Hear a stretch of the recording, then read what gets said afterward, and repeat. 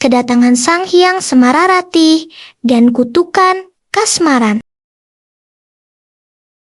Bro and sis, bagaimana sebuah tragedi moral di dunia manusia dapat mengguncang tatanan alam semesta? Lontar Kutarakanda Dewa Purana Bangsul memberikan jawabannya.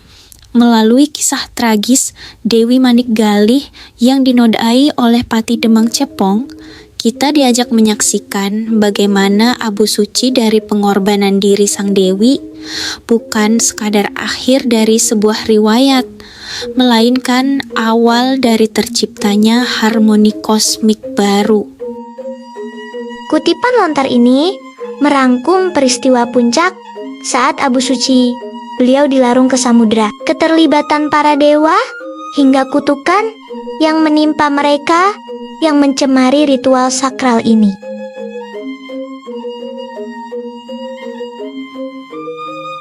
Dalam perjalanan spiritual, abu suci Dewi Manik Galih menyingkap struktur alam bawah yang dijaga oleh kekuatan elemen alam. Selanjutnya yang menjaga ngingemiti pertiwi itu adalah yang bumi dan toya air, yang dinamakan Loka Wahyu di lapisan bawah. Karena itu ada yang disebut lapisan kedua dari bumi ini.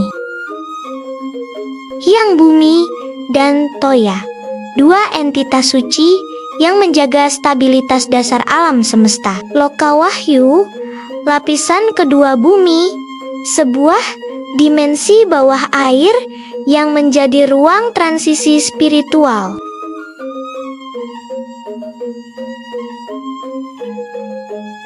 Saat kapal yang dinanti tiba di batas pantai, atmosfer spiritual berubah drastis dengan hadirnya dua manifestasi cinta surgawi. Di kapal itu segera datang Sang Hyang Semara dan Sang Hyang Ratih. Masuk ke dalam jiwa dan pikiran para penumpang kapal.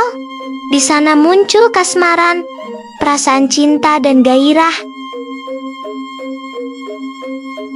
Sang Hyang Semara adalah dewa cinta, gairah, dan ketertarikan. Sedangkan Sang Hyang Ratih adalah Dewi Bulan dan kesucian cinta. Ujian nafsu dan pelanggaran sumpah. Kedatangan pasangan dewa cinta ini memicu ironi yang mengerikan. Energi asmara yang mereka pancarkan menyusup ke dalam jiwa para pengiring di atas kapal.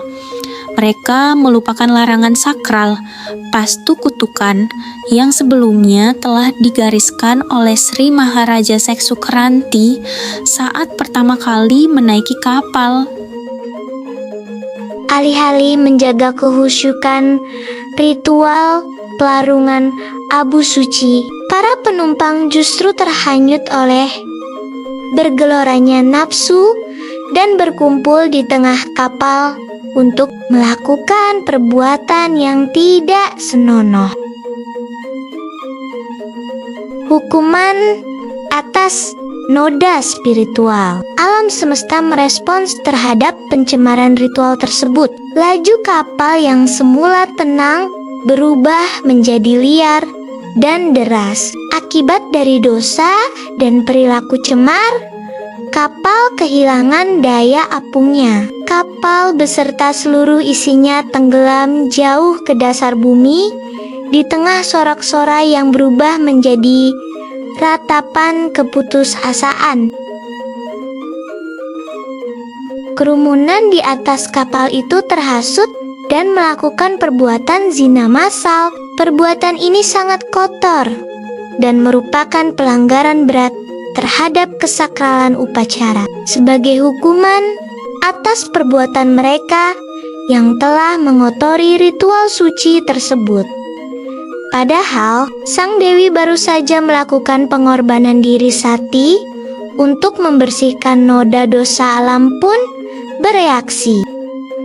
Orang-orang di kapal itu berteriak riuh rendah. Tak lama kemudian, kapal itu perlahan-lahan tenggelam dan mereka semua binasa. Pada detik-detik terakhir sebelum kematian, barulah muncul rasa penyesalan dan ketakutan yang mendalam di pikiran mereka mengenai nasib buruk yang akan mereka hadapi di alam akhirat akibat perbuatan mereka sendiri.